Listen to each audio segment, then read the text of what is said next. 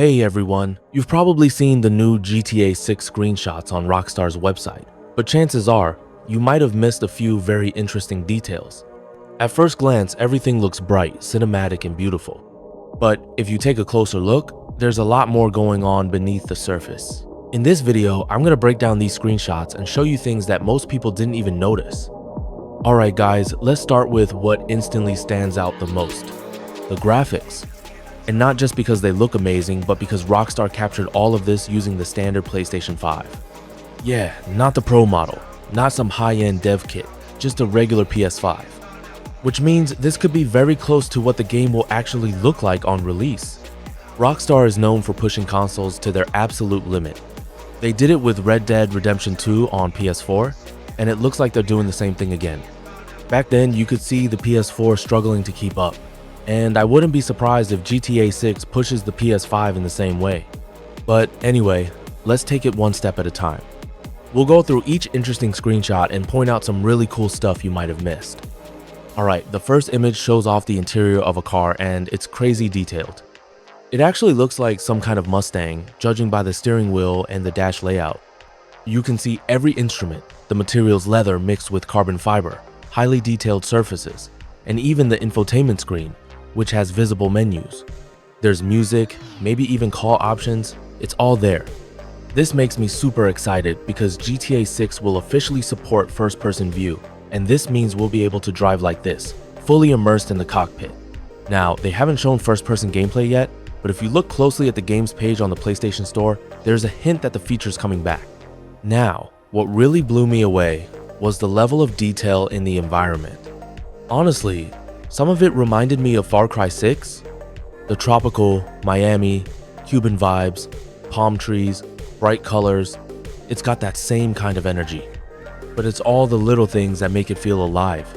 People doing different activities, a variety of vehicles, vans, SUVs, sports cars, even small roadside buildings where people are selling stuff. And there's life everywhere. Lizards crawling around, birds flying, flamingos walking through shallow water. It's legit packed with detail. You look at these images and it just screams. This is a real, fully fleshed out world.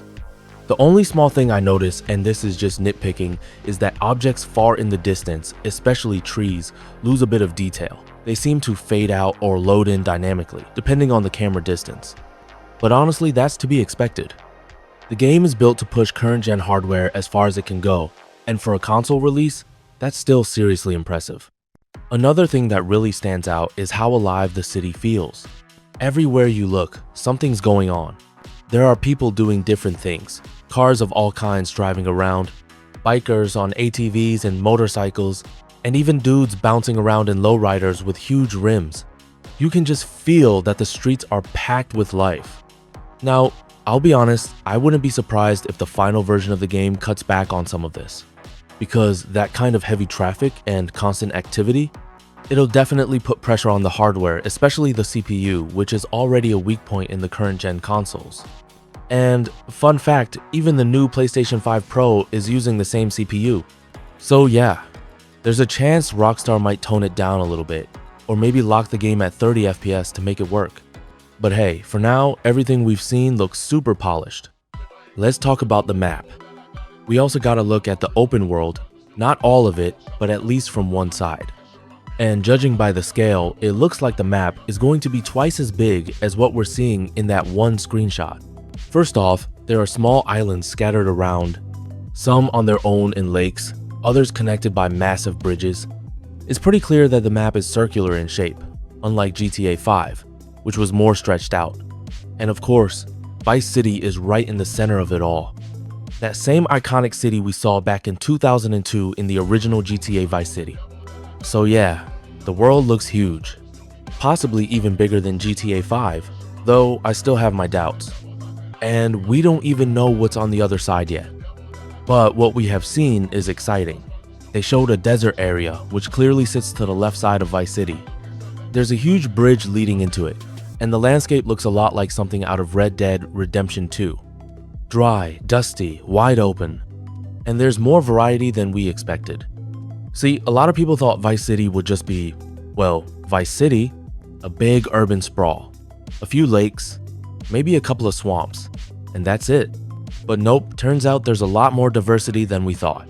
Not only do we have the desert, but there's also a forest biome, like full-on woods with thick vegetation, where you can apparently go hunting, and where you'll find a whole new ecosystem, plants, animals, the works. But the part that got me the most hyped, the swamps, they're not like the shallow swamps in GTA 5. These feel massive. We've already seen alligators, airboat chases, and even those iconic flat-bottom swamp boats they actually use in Miami. Even in just the trailer and screenshots, it all looks incredible. You can already imagine yourself tearing through the water, dodging gators, soaking in that gorgeous lighting. Oh, and yes, underwater exploration is back too. Just like in GTA 5, you'll be able to go diving, explore hidden secrets, and from the looks of it, there are even more sea creatures this time around. It's not a huge leap forward, but it definitely looks sharper. More detailed textures, more life under the surface. Overall, it still has that same great feel from GTA 5, just more polished. Now, let's talk about the characters. I'm talking main characters, side characters, NPCs, everyone. Guys, I still can't believe what I'm looking at. Like seriously, how is this an actual video game? The level of detail on these NPCs is insane. You can see wrinkles, scars, bags under their eyes like they haven't slept, and all those tiny fabric textures in their clothes. It honestly looks like a rendered cutscene, not real-time graphics. But it is real, and it's running on Rockstar's Rage engine, which clearly has a ton of power. And we've only seen it through trailers and screenshots so far, but if this is even close to what we'll get in the final game, man, that's just next level. As for me, I think the thing that impressed me the most was the world itself. The streets, the way the city feels alive, the wildlife, the people doing their own thing. There's just so much variety packed into every screenshot. Even just a single shot of the city, and it's not even the whole city, just the downtown area. You can already see so much going on. Some people are out playing basketball. The cops are chasing down racers in supercars. A helicopter is flying in the background. Birds are in the air, people are hanging out on rooftops. It feels like a game that doesn't even need the player. Like the world is alive all on its own. And sure, at first we'll all be blown away by this. Wow, this is insane. Look at everything happening around me. But over time, I feel like some of it might start to feel repetitive. These dynamic world events probably follow a system, and once it starts repeating, the magic wears off a bit. But still, I'm just gonna say it again. I can't believe this is real footage, captured on a standard PlayStation 5. If that's really true, we might be looking at the most impressive game of the past 10-15 years. Maybe even since GTA 5 itself. That's a huge win. But there's also a potential downside. See, Rockstar is once again setting a new bar for the entire industry. And now every other developer is going to try to match this visual quality.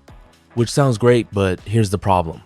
Most of them will turn to Unreal Engine 5 and push it way too hard without proper optimization. The result? Games that look amazing on the surface but run like trash even on high-end PCs. So yeah, Rockstar raising the bar is awesome. But it could also lead to a wave of poorly optimized, half-baked games trying to chase the same level of detail. Thankfully, Rockstar's not even using Unreal. They've got their own engine, Rage, and they clearly know how to make it work. So yeah, GTA 6 has absolutely blown me away so far. The graphics, the attention to detail, the living world, it all just feels unreal. Of course, there are way more screenshots out there, but I didn't want to break down every single one because a lot of them just focus on close-ups of characters and don't reveal much else. Hopefully this quick breakdown gave you a better idea of just how massive and detailed this game is shaping up to be. Let me know in the comments. What did you like the most? What didn't impress you? And how excited are you for GTA 6? Thanks so much for watching, and I'll catch you in the next one. Take care.